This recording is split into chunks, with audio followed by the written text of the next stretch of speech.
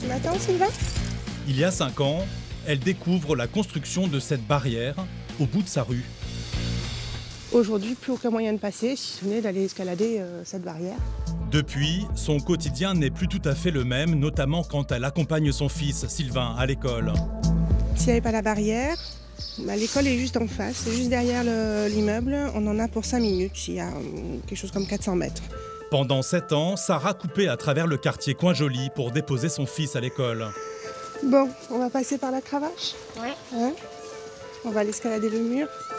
Désormais, elle doit contourner Coin-Joli et emprunter un accès plutôt surprenant.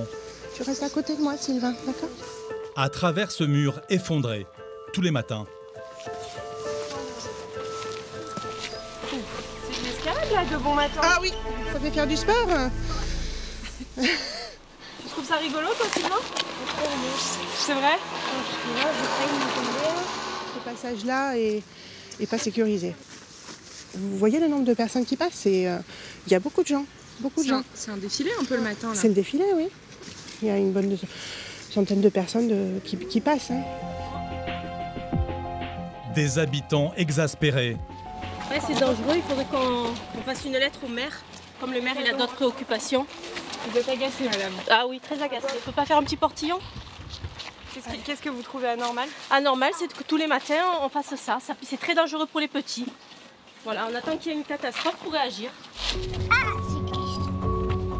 Un chemin impraticable, dangereux et laissé à l'abandon depuis plusieurs années.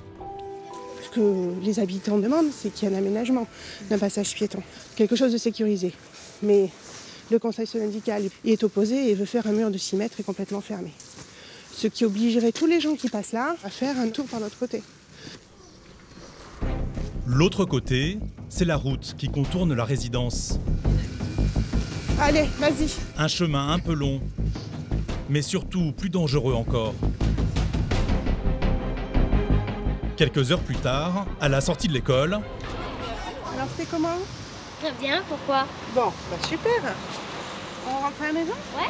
Allez. elle accepte de nous montrer ce chemin qu'elle redoute. Ah, donc là on va arriver dans la zone un peu dangereuse.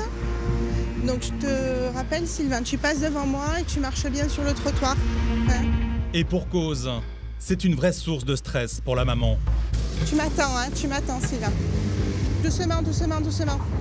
Donc là il y a un camion qui arrive, vas-y, vas-y. Et c'est très difficile parce qu'il passe proche. C'est le passage délicat parce que le trottoir est étroit.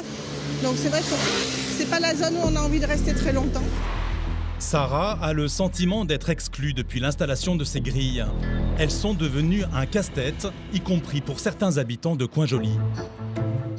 On a commencé par installer une chaîne, puis est venue cette idée de grille, notre grande honte. Une première grille au bout de sa rue et quelques mètres plus loin, une autre fermeture totalement hermétique. Voilà, ben là il y a encore une grille. Celle-ci a la particularité d'être complètement fixe, c'est-à-dire que ni les voitures ni les piétons ne peuvent passer. Des poteaux fixes, des pics anti-intrusion et aucun accès piéton. Je me dis qu'il manque plus que les miradors. Voilà. Vous avez l'impression d'être en prison. Oui, il y a le dedans et le dehors. Et ça donne l'impression que nous sommes séparés des gens de l'extérieur. Mais les gens de l'extérieur, c'est nous. Un entre-soi que Fabienne ne cautionne pas du tout. Les 8 barrières qui encerclent son quartier bouleversent son quotidien.